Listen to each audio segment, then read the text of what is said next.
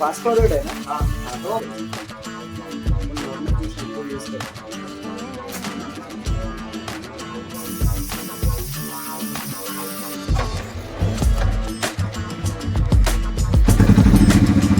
तो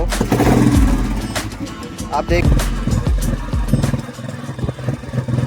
So hello and welcome to my YouTube channel Dhaval Sharma vlogs and I hope you guys are doing good. तो आज है Monday और time हो गया है दोपहर के 1:30 और मेरा आज वीक ऑफ है, तो मैं आ गया हूँ नीचे आप लोग के लिए व्लॉग बनाने के लिए, क्योंकि छुट्टी वाला दिन है तो आप लोग के लिए व्लॉग बनता ही है boss. And I am sorry कि एक एक हफ्ते के इंटरवल के बाद मैं आप लोग के लिए व्लॉग बना रहा हूँ, और इसका सिर्फ एक ही रीज़न है क्योंकि मुझे टाइम एडजस्ट करने में प्रॉब्लम हो रहा है मेरी शिफ्ट टाइमिंग की वजह से। पहले नाइट शिफ्ट हुआ करती थी तो मैं दिन के टाइम में एडजस्ट करके आप लोग के लिए व्लॉग बनाता था, भले ही एक दो दिन का इंटरवल होता था। बट अभी शिफ्ट टाइमिंग ऐसा है कि पूरा दिन मेरा बाहर निकल जाता है, ऑफिस में निकल जाता है, घर आते आते फिर शाम हो जाती है, डे लाइट चले जाती है, तो मैं व्लॉग नहीं बना पाता हूँ। बट आई मेक श्योर कि अगर एक एक हफ्ते का इंटरवल हो भी रहा है तो मैं आप लोग के लिए क्वालिटी कंटेंट लाऊंगा, अच्छे वीडियोस लाऊंगा, ताकि आपको भी अच्छा लगे और ये चैनल धीरे धीरे ग्रो करता रहे। थैंक यू सो मच कि धीरे धीरे फैमिली बढ़ रही है, सब्सक्राइबर्स भी बढ़ रहे हैं, तो अच्छा लग रहा है। तो स्लो एंड स्टडी बट हम लोग आगे बढ़ते ही रहेंगे। आप लोग का सपोर्ट चाहिए, आप लोग का प्यार चाहिए, तो ये चैनल और आगे ग्रो करेगा। तो कल संडे था, कल भी मेरा वीक ऑफ था, राइड प्लान करी थी मैंने, तो हुआ कुछ इस तरह कि मैं वो राइड को इनिशिएट कर ही नहीं पाया, और वो मेरी लापरवाही की वजह से ही मैं वो जा नहीं पाया किधर भी। क्योंकि सैटरडे को मैंने अंकित भाई को कॉल किया था, रवि को कॉल किया था, उनको पूछा था कि कुछ प्लान है क्या, क्योंकि काफ़ी टाइम से हम लोग ने राइड नहीं की थी, ऑलमोस्ट 3-4 हफ्ते हो गए। तो अंकित भाई ने बोला कि वो अपने ऑफिस के काम से बिजी है तो वो नहीं आ पाएंगे। रवि भी अपने पर्सनल काम की वजह से थोड़ा अटक गया था, तो वो उसने बोला कि वो भी नहीं आ पाएगा। फिर शाम को सैटरडे शाम को मेरा एक फ्रेंड है जिसका भी नाम अंकित ही है, तो उसने बोला कि धवल हम लोग का ग्रुप जा रहा है लोनावला, तू ज्वाइन करेगा क्या? तो मैंने बिना सोचे समझे उसको हाँ बोल दिया, क्योंकि मुझे एक तो राइड करनी थी and I was excited about that ride, because एक नया ग्रुप है, नए राइडर्स है, नई बाइक्स आएगी, तो नया एक्सपीरियंस शेयर होगा।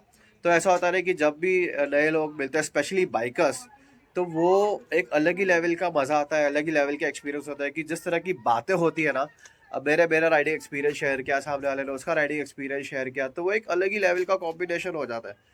और भले ही हम पहली बार मिलते हैं, मतलब बाइकर कम्युनिटी ऐसी है ना, भले ही वो बाइकर्स पहली बार मिलते हैं एक दूसरे को, लेकिन सिर्फ हमें 5 मिनट चाहिए एक दूसरे से बात करके, फिर ऐसा लगता है कि हम काफ़ी टाइम से एक दूसरे को जानते हैं। तो अंकित ने बोला कि संडे सुबह 6 बजे का मीटअप रहेगा JNPT पे, तो मैंने उसको बोला ठीक है, मैं आ जाऊँगा, मैं पहुँच जाऊँगा कैसे भी करके। तो मैंने बोला मैं आ जाऊँगा, मेरे को कोई प्रॉब्लम नहीं है। फिर उसके बाद में हुआ इस तरह की, मैं सुबह 4 बजे उठ भी गया था, 4 बजे उठा मैं, ब्रश किया, फ्रेश हुआ, नहाया, और मैं बैठा था, मतलब रेडी होके मैं बैठा था अपने घर पे। मैंने सोचा कि चलो अभी टाइम है तो मैं थोड़ा और रुक जाता हूँ, एक पावर नैप ले लेता हूँ, फिर जाके मैं निकलूंगा, क्योंकि मेरे घर से JNPT ज़्यादा दूर नहीं है, हार्डली 50 मिनट्स लगता है, तो मैं पहुँच जाऊँगा अपने टाइम पे। तो मैं पावर नैप लेने के चक्कर में सो गया। मैं सोया तो सीधा उठा फिर मैं सुबह के 6:30 बजे, जब नींद खुली तब अंकित का मिस कॉल था, उसका मैसेज था। तब मुझे इतना बुरा लग रहा था कि नहीं यार, बेचारे ने मुझे बुलाया है बट मैं नहीं जा पाया, तो मैं बहुत रिग्रेट करता था।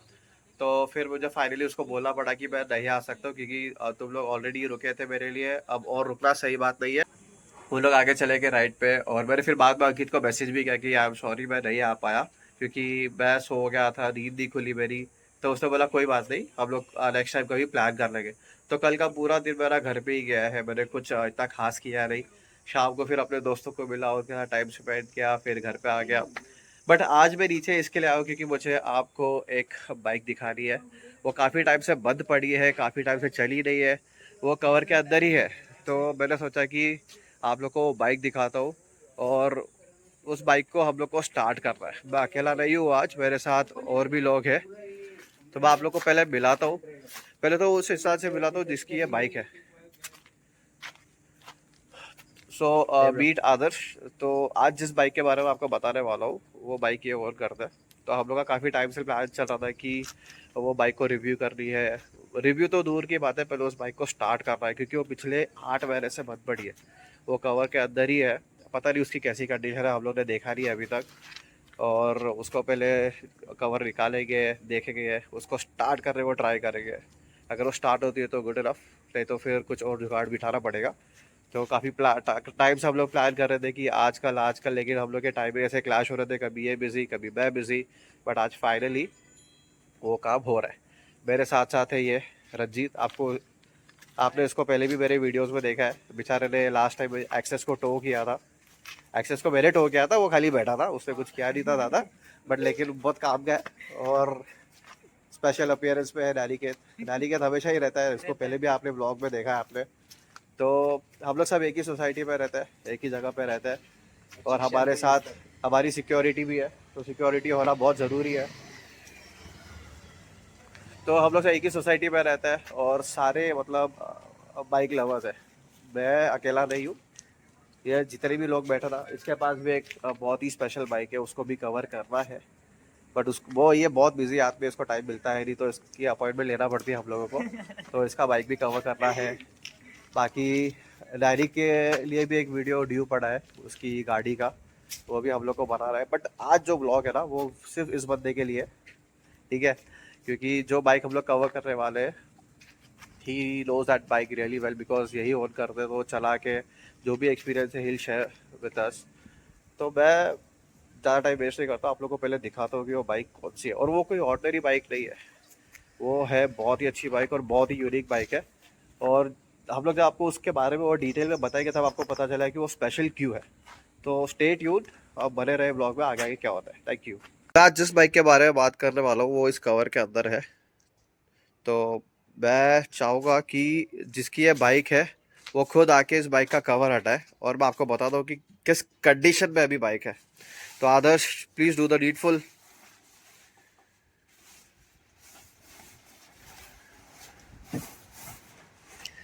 तो ये है रॉयल एनफील्ड की इलेक्ट्रा 350। और ये इसके लिए ऑर्डिनरी बाइक नहीं है, क्योंकि ये जो इसका इंजन है ना, ये है C I engine. C I as an cast iron engine है ये। और ये जो मॉडल है, इसके बाद से ये वाला इंजन बंद हो गया था। रॉयल एनफील्ड ने इस इंजन को मैन्युफैक्चर करना बंद ही कर दिया था। तो ये बाइक सबसे यूनिक इसके लिए बिकॉज ऑफ दिस इंजन, ठीक है। तो आप अभी ये बाइक की कंडीशन देख ही सकते हो। मैंने आपको जैसे बताया कि 8 महीने से बंद है। हम लोग ने कवर खोल के देखा भी नहीं था कि किस कंडीशन में है, क्या है। और बाइक स्टार्ट होगी नहीं होगी आप खुद ही देख के बता सकते हो। ये धूल भी लेयर्स में, ऐसा नहीं है कि सिर्फ ऊपर ऊपर चढ़ी है, लेयर्स में धूल चढ़ गई है। और बाइक ऐसी की ऐसी ही खड़ी है यहाँ पर जैसे पार्क थी। आप देख ही सकते हो कि आजू बाजू में क्या है। तो अभी प्लान ये है कि इस बाइक को हम लोग वॉश करेंगे, ठीक है। वॉश करने के बाद में थोड़ा फ़िल्टर खोल के देखेंगे कि फ़िल्टर में कुछ कचरा है नहीं है, उसको थोड़ा साफ़ कर देंगे। फिर देखेंगे ब्रेक लेवर्स, क्लच लेवर, ये अपना गियर लेवर सब प्रॉपर फंक्शन कर रहा है या नहीं। चेन को देख के लग रहा है कि ल्यूब तो करना पड़ेगा, क्योंकि थोड़ी रस्टेड हो गई है, धूल भी चढ़ गई है। और इस तरह से कुछ कंडीशन है। तो जितना ज़्यादा हैवी इंजन रहता है ना, उसको मेंटेन करना बहुत बड़ी रिस्पॉन्सिबिलिटी हो जाती है। ऐसा नहीं है कि आपने पार्क कर दी, फिर आप 8 महीने बाद 10 महीने बाद चला रहे हो तो चालू हो जाएगी। उसका भी एक प्रोसीजर होता है। अगर आप काफ़ी टाइम के बाद बाइक खड़ी करके उसको स्टार्ट कर रहे हो तो उसको पूरा डायग्नोस करना पड़ता है आपको। सब चीज़ प्रॉपर फंक्शन कर रही है नहीं कर रही है वो भी आपको देखना पड़ता है। और अगर आप एक चीज़ नोटिस करोगे इस बाइक में, तो ये जो क्लच है, ये क्लच लेवर है वो बांध के रखा है। उसका भी एक रीज़न है ये क्यों बांध के रखा है। क्योंकि क्या होता है ना, अगर आप अपनी बाइक चला नहीं रहे हो, वो खड़ी है, तो इंजन के अंदर का जो ऑयल रहता है ना, वो खराब होने लग जाता है। खराब होता है तो वो कार्बन छोड़ता है। तो ये क्लच बांधने से क्या होता है कि जो क्लच प्लेट रहती है वो एक दूसरे से चिपकती नहीं है, वो उसमें थोड़ा गैप आ जाता है और फ्री रहती है एक दूसरे से, ठीक है। और आपको तो पता है कि क्लच का ज़्यादा यूज़ करना नहीं होता है। जब बाइक स्लो कर रहे हैं तब क्लच प्रेस करते हैं, गियर शिफ्टिंग के टाइम में क्लच प्रेस होता है। तो अगर ये ऐसा हम लोग ने रखा है और बाइक स्टार्ट नहीं हो रही है, काफ़ी टाइम से खड़ी है, तो वो क्लच प्लेट चिपकाती नहीं है, जिसकी वजह से क्लच प्लेट ख़राब भी नहीं होती है। और उसमें जो फ्रिक्शन है वो बना रहता है, क्योंकि अगर फ्रिक्शन बना हुआ रहेगा तो आप काफ़ी टाइम के बाद अगर बाइक स्टार्ट भी कर रहे हो, गियर शिफ्टिंग कर रहे हो, तो उसमें कुछ प्रॉब्लम नहीं आती है। तो और ये 2007 का मॉडल है, तो ऑलमोस्ट अभी इस बाइक को हो गए 15-16 ईयर्स हो गए।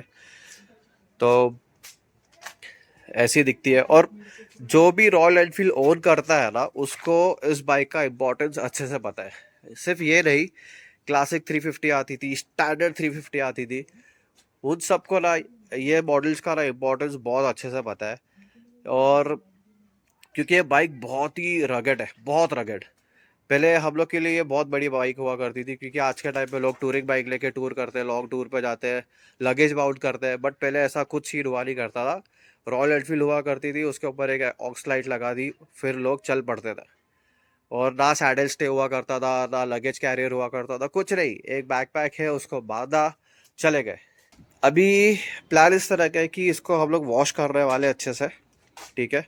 ये जो हेडलाइट कवर है, जो बारिश के टाइम पे काम आता है, उसको निकालना ही है। बाइक पूरी अच्छे से वॉश होगी, जितना भी कचरा है इसके ऊपर से निकलेगा। वॉश होने के बाद में इसका फ़िल्टर चेक करेंगे, कार्बोरेटर चेक करेंगे, ऑयल लेवल चेक करेंगे, और सारे लेवर्स फंक्शन कर रहे हैं वो चेक करेंगे। उसके बाद में मैं आपको इसका एक डिटेल रिव्यू दूंगा, और आपको बहुत मज़ा आने वाला है इस बाइक के बारे में जानने के लिए, क्योंकि ये अपने आप में एक यूनिक बाइक है। और जैसा मैंने बताया, जिसको इस बाइक के बारे में पता है, वो बंदा इसे चलाने के लिए तो ज़िद करेगा ही करेगा। मैं तो ऑब्वियसली करूँगा। और ये धोने के बाद में जब इसको हम लोग स्टार्ट करेंगे, अगर ये चालू हो गई, तो मैं तो इसको एक स्पिन के लिए लेके जाने वाला हूँ बॉस। और मैंने सब तैयारी रखी है, हेलमेट भी है, कैमरा भी माउंट कर दूंगा मैं फटाक से। तो आप देखिए कि बाइक की कंडीशन किस तरह हो रखी है। और ये जो साइलेंसर आप देख रहे हो, ये स्टॉक साइलेंसर है, ये ज़रा भी चेंज नहीं हुआ। पहले सी टाइप आता था, ये सी टाइप बेड पाइप आता था इसका। और ये कास्ट आयर है, इसके बाद में ये इंजन बंद हो गया था। बट ये 5 स्पीड गियर बॉक्स है, तो चलने में बहुत अच्छी है। और ऐसा नहीं है कि मैंने इसको कभी चलते हुए देखा नहीं है। ये बाइक मैंने देखी है चलते हुए, आदर्श जब चलाता था तब मैंने देखा, और ये बहुत ही अच्छा साउंड करती है। और सबसे ज़्यादा इसकी थम्पिंग है, जो एक रॉयल एनफील्ड से आप एक्सपेक्ट करते हो, वो थम्पिंग देती है ये बाइक। तो हम लोग एक काम करते हैं, फटाफट इसको मैं वॉश करता हूँ, इसको साफ़ करता हूँ अच्छे से मैं, और फिर आपसे आगे मिलता हूँ। मैं भी इसको अभी फटाफट वॉश करूँगा। मैं इसको लेके जा सकता था वॉशिंग सेंटर में, वहाँ लेके जाके प्रॉपरली वॉश करा सकता था। बट उसमें सेटिस्फैक्शन नहीं है। सेटिस्फैक्शन किस में पता है, जब आप खुद से बाइक धोते हो और जब आप बाइक चमकती है ना, वो एक अलग ही लेवल का सेटिस्फैक्शन है। और ये हर एक बाइकर के साथ होता है ऐसा, हर एक बाइकर के साथ। अगर आप किसी बाइकर से मिलो, अगर वो अपनी बाइक, उसको खाली पूछो कि आप अपनी बाइक खुद से धोते हो, तो उसका रिस्पॉन्स क्या आएगा आप मुझे बताओ कमेंट करके। बट मुझे बाइक धोना बहुत पसंद है, भले अपनी हो या मैं दूसरे की अगर यूज़ भी कर रहा हूँ, तो मैं मेक श्योर करता हूँ कि उसको मेंटेन करके रखूँ, उसको साफ़ करके रखूँ। अदरवाइज ऑप्शन है, बाहर चले जाओ वॉशिंग सेंटर में, वहाँ जाके मैं वॉश करा भी सकता हूँ, लेकिन इसको खुद ही वॉश करूँगा, खुद ही रिव्यू करूँगा। अब वॉशिंग के लिए मेरे ये शैम्पू है मेरे पास में, विस्टा का auto care dirt and grime. तो इसको डाल के पानी में अच्छे से इसको वॉश करने वाला है, तो जितना भी ये डर्ट पार्टिकल्स है, धूल है, सब निकल जाने वाली है। और जब ये चमकेगी ना, तो और अच्छी बाइक लगेगी। और धोने के बाद में इसका रिव्यू करने में और मज़ा आएगा, इसके बारे में बात करने में और मज़ा आने वाला है। मेरे साथ साथ रंजीत भी है, जो अपनी बाइक धो रहा है। तो मैं जो एक रॉयल एनफील्ड के बारे में बात कर रहा था, वो ये है। ये भी बहुत ही यूनिक बाइक है अपने हिसाब से, और ये तो उससे भी पुरानी है। उसको तो हो गए 16-17 ईयर्स, बट ये तो और भी ज़्यादा पुरानी बाइक है, रंजीत की बाइक है। और ये इसकी बॉडी पे मत जाना, इसकी फिजिक पे मत जाना, ये आज भी इस बाइक को एक सिंगल किक में स्टार्ट करता है। मुझसे तो नहीं होती है बॉस, मैंने बहुत किक मार के ट्राई किया इस बाइक को स्टार्ट करने के लिए, बट मुझसे मुझसे तो हुई नहीं है कभी। बट ये बंदा कर लेता है। वो बोलते ना, जिसकी बाइक है वो यूज टू हो जाता है, तो ये यूज टू हो गया है। फिर अपना आदर्श है, वो यूज टू हो गया बाइक से। बट ये भी अपनी तरीके की एक यूनिक बाइक है, इसके ऊपर भी एक डेडिकेटेड वीडियो बनाने वाला हूँ मैं, और आप बहुत ही जल्द देखोगे। बट आज जो काम करना है वो है इसके ऊपर। तो मैं इसे फटाफट वॉश करता हूँ, वॉश करने के बाद मैं आपको दिखाता हूँ कि किस तरह से लगने वाली है। और आपको ये वीडियो बहुत अच्छा लगेगा, क्योंकि हम लोग जो काफ़ी टाइम से सोच रहे थे ना, वॉच पूरा हो रहा है।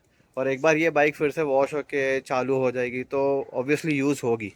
ऐसा नहीं कि यूज़ होने वाली नहीं, या हम लोग वीडियो बना के छोड़ देंगे, ऐसा कुछ होने वाला है नहीं।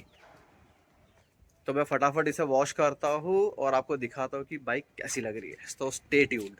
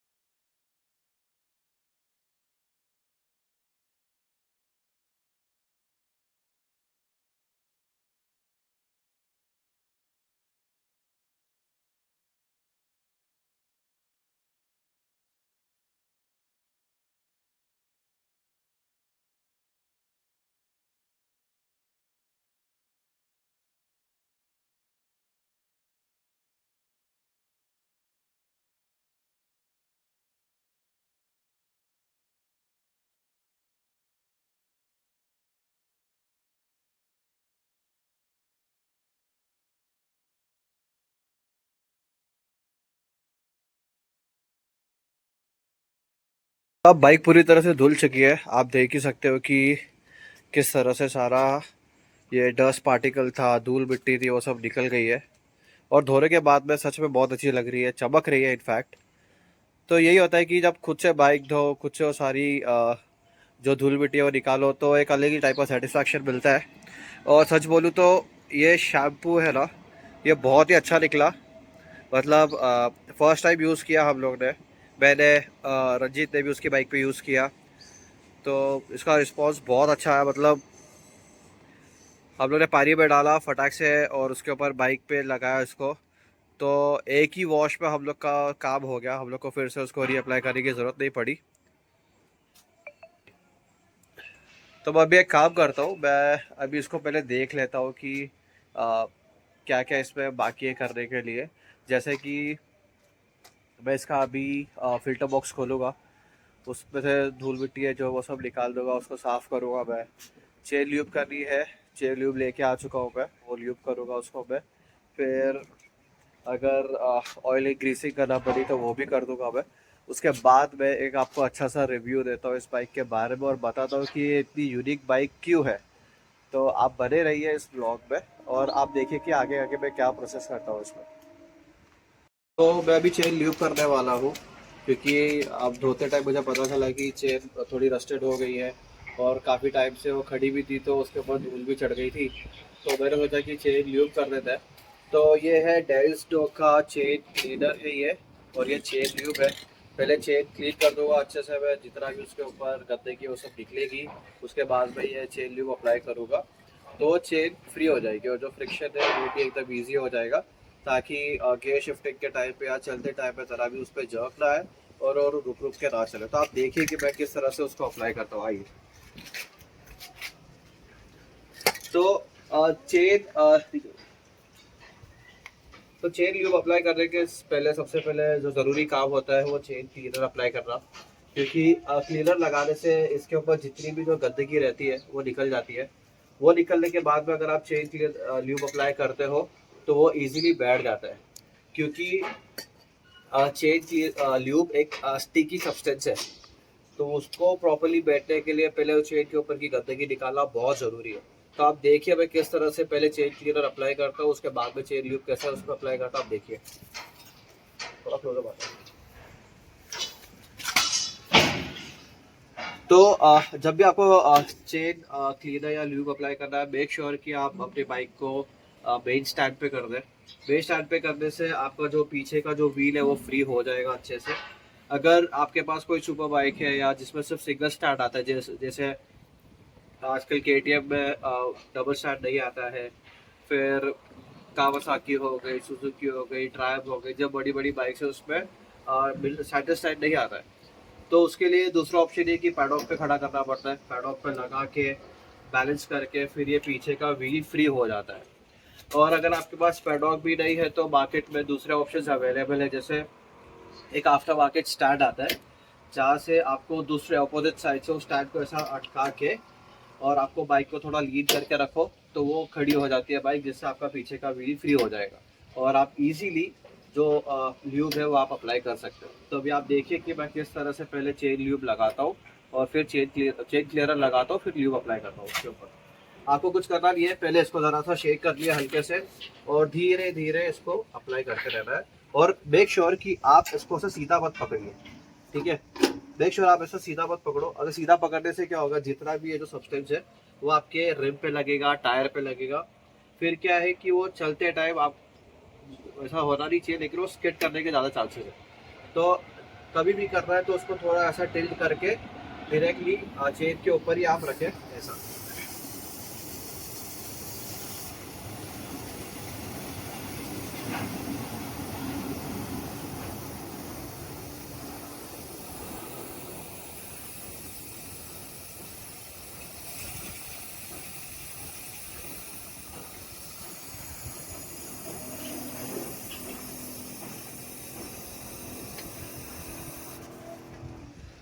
तो मैंने भी चेन क्लीनर लगा दिया उसके ऊपर। अनफॉर्चुनेटली मेरे पास अभी ब्रश नहीं है, ब्रश होता तो मैं ये जितना भी डस्ट पार्टिकल है वो निकाल देता था। तो देखता हूँ अगर मेरे पास कोई फालतू कपड़ा होगा तो मैं उससे पहले उसको क्लीन कर देता हूँ। आप बने रहिए, मैं ढूंढ के आता हूँ। तो मुझे ब्रश तो मिला नहीं, तो ये कपड़े से काम चलाना पड़ेगा।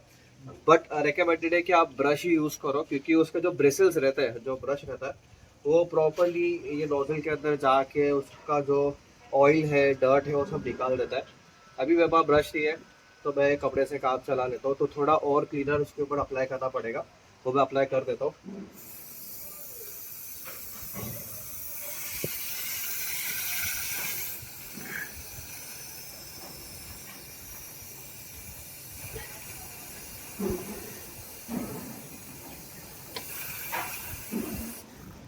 ये अप्लाई करने के बाद में आपको कुछ करना नहीं है। अगर आपके पास ब्रश है तो उसको सिर्फ ऐसा रखना है। और अभी मेरे पास कपड़ा है, तो मैं क्या करूँगा, कपड़े को इस तरह से रख के मैं इसको ऐसे रगड़ते रहूँगा। तो ये जितना भी आप देख सकते हो, पूरा कचरा निकला है, काला काला।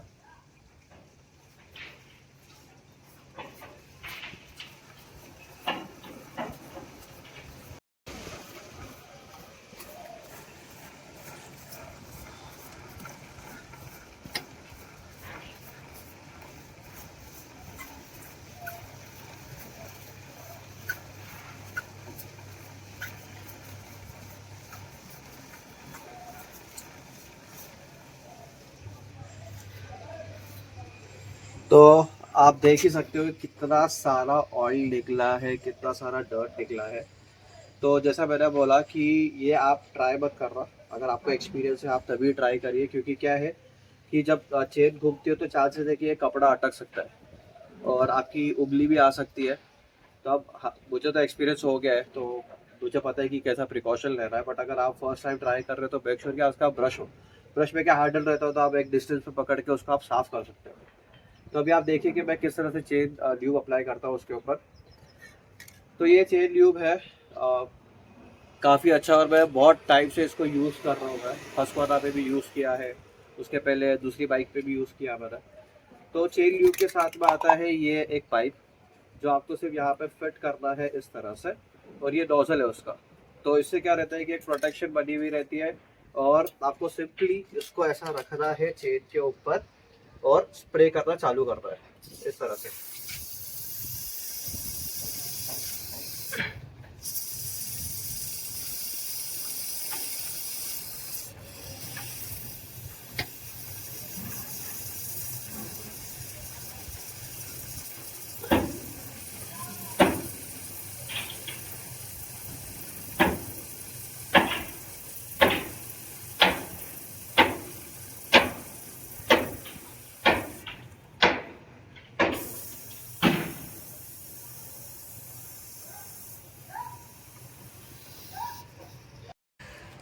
चेन ल्यूब हो गई अच्छे से, और आप देख ही सकते हो कि अभी क्या डिफरेंस आ रहा है। पहले जितना भी डर्ट था, ऑयल था, वो सब निकल गया यहाँ से।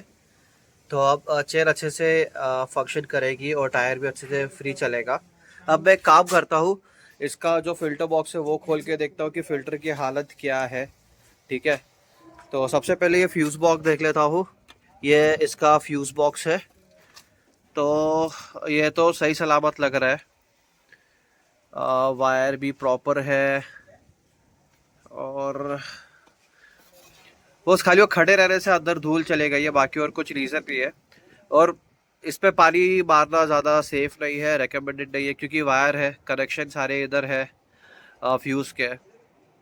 पानी लगेगा, ख़राब होने के चांसेस ज़्यादा है।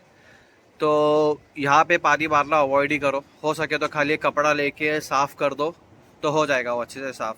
बाकी ये तो अच्छा ही लग रहा है, कुछ ज़्यादा डैमेज तो है नहीं यहाँ पे। इसको कर देता हूँ मैं बंद, और अभी डाल जाता हूँ पीछे फ़िल्टर बॉक्स की तरफ पे। ये है इसका फ़िल्टर बॉक्स। ओहो, इसको मुझे लगता है खोल के साफ़ करना पड़ेगा, क्योंकि अगर आप देखो तो डस्ट तो लग ही रही है। तो मैं इसको फटाफट खोलता हूँ, साफ़ करता हूँ, और आपको बताता हूँ कि कैसा हालत हो गई है। अब मैं फ़िल्टर खोलूँगा, इसको देखूँगा कि इसमें कितना कचरा है, क्या डस्ट है। तो मेरे पास सारे स्पैनर्स अवेलेबल है, आप देख सकते हो। तो ये मेरा टूल किट है, ये पूरी तरह से रखता हूँ अपने साथ में, भी कभी भी काम आ जाता है। तो इसको खोलता हूँ मैं अभी अच्छे से।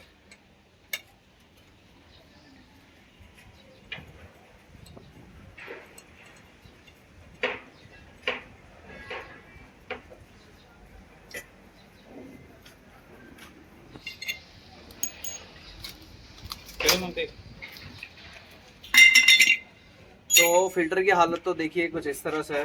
मुझे तो लगता है इसको रिप्लेस करना ही पड़ेगा, क्योंकि ऑयल भी चढ़ गया है, पानी भी आ गया है इसके अंदर, धूल मिट्टी तो बहुत है। इसको थोड़ा झटक लेता हूँ मैं। तो आप कभी भी अगर फिल्टर खोल रहे हो, आपको फिल्टर आपने निकाला है, मेक श्योर उसको कभी पानी से आप धो मत। बहुत से लोग क्या करते हैं कि जब फिल्टर खुलवाते हैं तो उसको जेट स्प्रे से उसको साफ करते हैं। वो ज़रा भी मत करिए, क्योंकि उससे क्या है कि ये जो अंदर का जो मटेरियल है, ये बहुत ये कार्डबोर्ड है, बाकी और कुछ नहीं है, तो ये फटने के ज़्यादा चांसेस है। ठीक है, इसके ऊपर एयर प्रेशर भी मत मारिए। क्या बोल रहे हैं? पेट्रोल से साफ कर दी। हाँ, तो रिकमेंडेड है कि थोड़ा सा आप इस पे पेट्रोल स्प्रे करके फिर साफ कर दो इसको अच्छे से, या तो इसको थोड़ा झटक लो इस तरह से। झटकने से क्या होगा, जितनी भी धूल है ना वो निकल जाएगी। मैं क्या करूँगा, मैं भी इसको अच्छे से कपड़े से साफ कर लेता हूँ। बाकी इसको चेंज तो करना ही पड़ेगा, क्योंकि आप देख सकते हैं इसकी हालत क्या हो गई है। तो यहाँ से फट गया है, तो इसकी कंडीशन तो अभी है नहीं। तो मैं अभी अगर बाहर जाऊँगा तो मैकेनिक को पूछ के मैं इसका फिल्टर भी चेंज कर दूँ। अभी हाल फिलहाल के लिए इसको ऐसे ही लगा देता हूँ मैं, क्योंकि ये अभी मतलब इससे काम चल जाएगा, बट इसको बहुत जल्दी चेंज करना पड़ेगा। तो इसको अभी फिक्स करता हूँ और देखता हूँ क्या है आगे। फिक्स करने के लिए कुछ नहीं है, खाली इसको यहाँ पे ऐसा बिठा रहा है, और ये इसकी प्लेट है जो इसको पकड़ के रखती है। इसको ऐसा रख के यहाँ पे बोल्ट को बिठा के इसको ऐसा टाइट कर रहा है बस, और ये बैठ जाता है इस तरह से।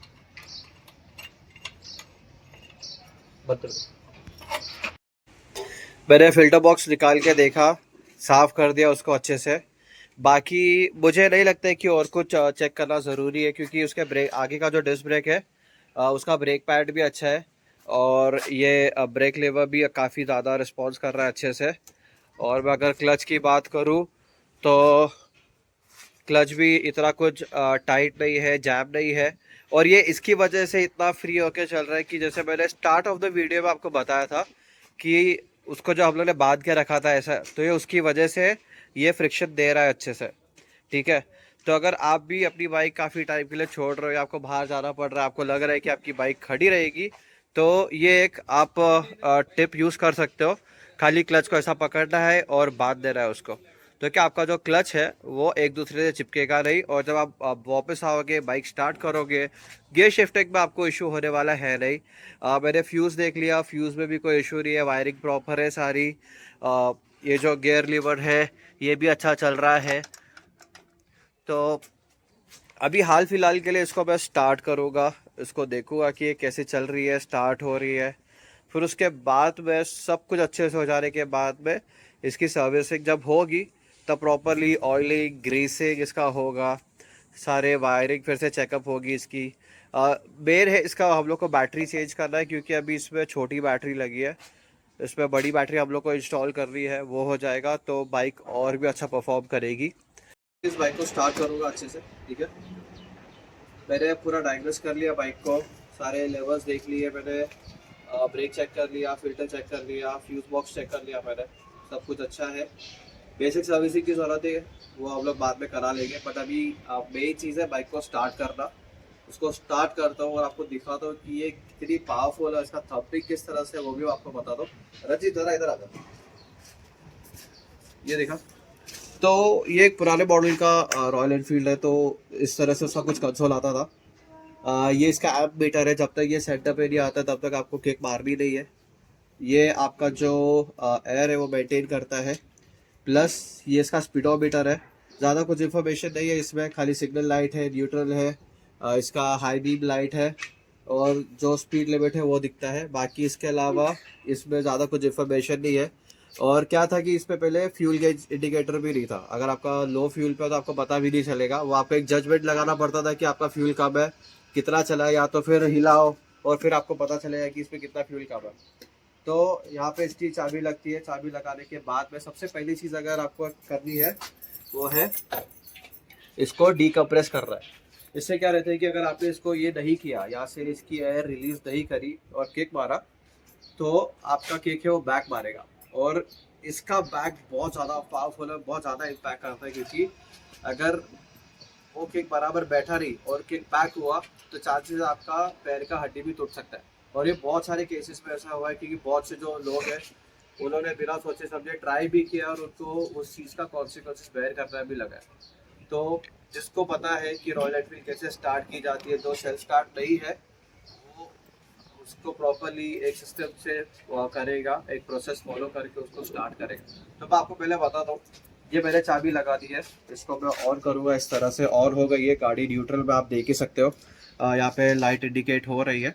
अब मैं क्या करूँगा, सबसे पहले मैं किक पे पैर रख के पहले देख लूँगा कि किक की हालत क्या है। अभी ये जाम है तो मेरे को क्या करना है, सबसे पहले इसको हल्के से ना उसको अपोजिट डायरेक्शन में रोटेट करना है, खाली हल्के से इसको पकड़ना है और मुझे इसका डीकम्प्रेस करना है। देखिए कितना फ्री हो गया इसका किक। और एक जब किक फ्री होता है तो एक वो आता है, आवाज़ आती है। तो यहाँ पे इधर आता है, तो आप देख सकते हैं अगर मैं इसको डीकम्प्रेस कर रहा हूँ तो एक किक कितना तरह से फ्री हो गया। तो ज़्यादा नहीं, खाली 2 बार इसको फ्री करके अभी यहाँ से मैं किक मारूंगा। और जब किक मार रहा है तब मेक श्योर कि आप उसका एक्सीलरेटर पकड़ के ना रखें, उसको घुमाए नहीं, खाली सिंपली ऐसा पकड़ना है और ठीक है। अभी लग रहा है कि बाइक स्टार्ट हो जाएगी जिस तरह से अभी रिस्पॉन्ड किया बाइक ने, क्योंकि यूजुअली क्या होता है कि काफ़ी टाइम के बाद अगर बाइक स्टार्ट करो तो इतना रिस्पॉन्स नहीं देती, जहाँ तक मुझे पता है। अभी मैं फिर से वही प्रोसेस फॉलो करूँगा कि डीकम्प्रेस किया, किक को थोड़ा रिलीज किया, 1 2, और ये पूरा नीचे तक नहीं लेके जाना, अगर आप इसको ऐसा हाफ वे में रखोगे तो भी चलेगा। और अभी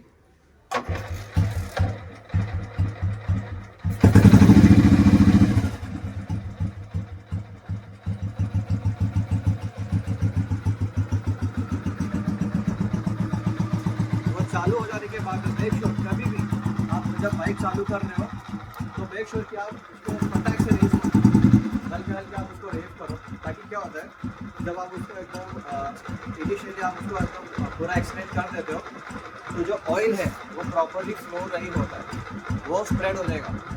तो जब भी आप बाइक स्टार्ट कर रहे हो तो मेक श्योर उसका 5 मिनट उसको कोल्ड स्टार्ट करके रखो। जिस तरह से क्या होगा कि जो आपका बाइक के इंजन के अंदर जितना भी ऑयल है वो प्रॉपरली हर एक पार्ट के अंदर फैलेगा और उसको ल्यूब करेगा हर एक पार्ट को। जैसे पिस्टन हो गया है, कंप्रेसर हो गया है, आपका क्लच प्लेट हो गया, उसको प्रॉपरली ल्यूब करके तो वो सारे जो पार्ट्स हैं वो प्रॉपर फंक्शन करेंगे। तो आप देख ही सकते हो कि बाइक स्टार्ट हो गई है। मुझे ज़्यादा कुछ उसके ऊपर जोर लगाना नहीं पड़ा, 2 किक में बाइक स्टार्ट हो गई है, बहुत ही अच्छी बात है।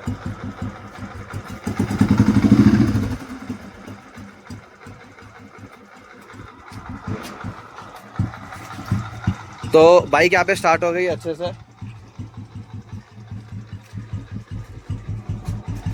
और आप इसका थंबिंग सुन ही सकते हो यहाँ पे, देखिए। तो पता है पहले रॉयल एनफील्ड की यूनिक बात क्या हुआ करती थी, ये फ्लैप रहता था ना, तो उसकी वजह से भी ये जो आवाज़ है ना बहुत अलग ही हट के आती थी। तो कंडीशन तो काफ़ी अच्छी है बाइक की। मैं आपको एक बार इसको रेव करके दिखाता हूँ,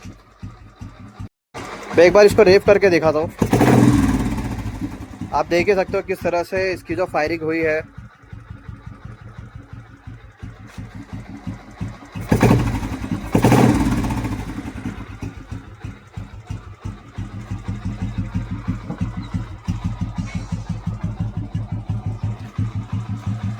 मैं तो ज़रा भी डिसअपॉइंट नहीं हुआ भाई इस बाइक से, क्योंकि मैंने एक्सपेक्ट नहीं किया था कि इतना जल्दी ये बाइक स्टार्ट हो जाएगी। मुझे लगा कि थोड़ा और एफर्ट डालना पड़ेगा, थोड़ा और किक मारना पड़ेगा, बट नहीं, इससे ज़रा भी डिसअपॉइंट नहीं किया है और एकदम एफर्टलेसली एकदम बाइक स्टार्ट हो गई।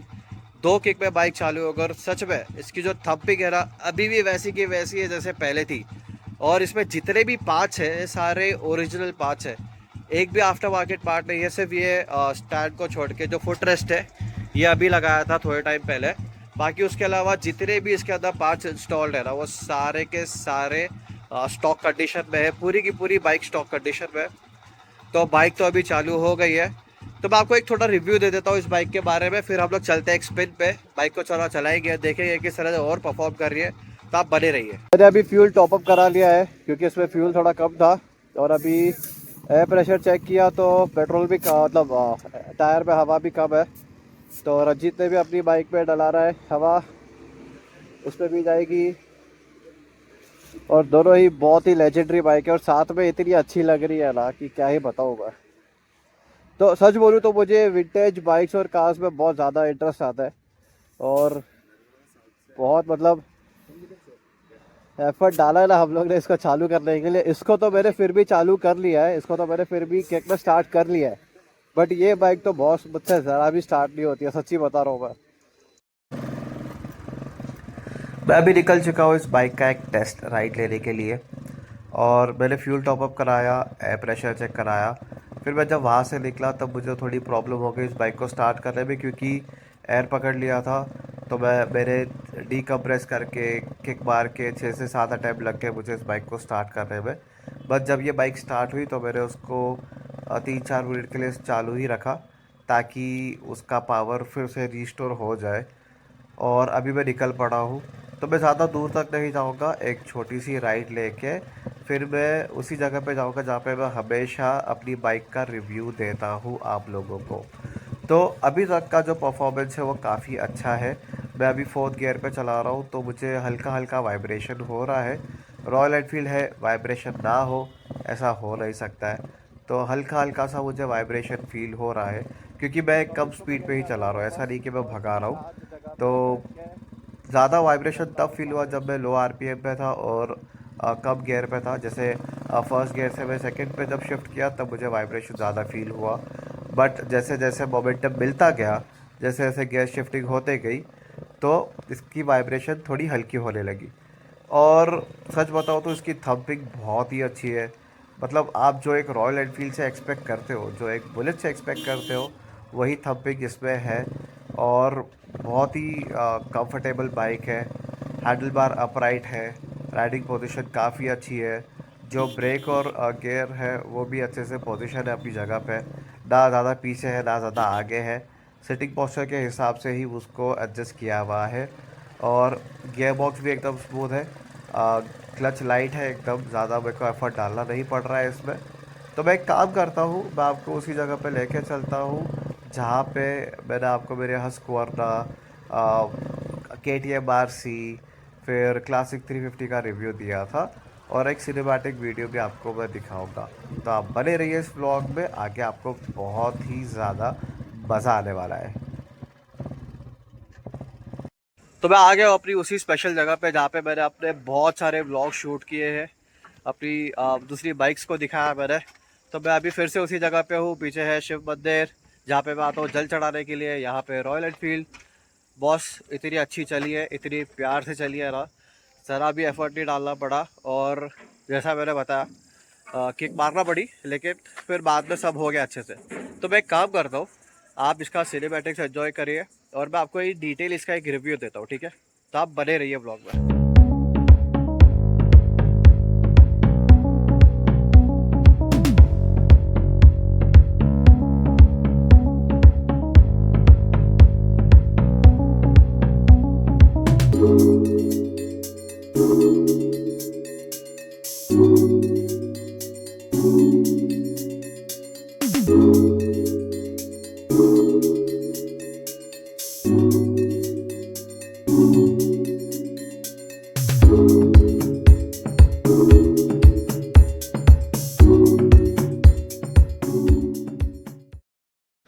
तो ये है रॉयल एनफील्ड की इलेक्ट्रा 350 2007 का मॉडल।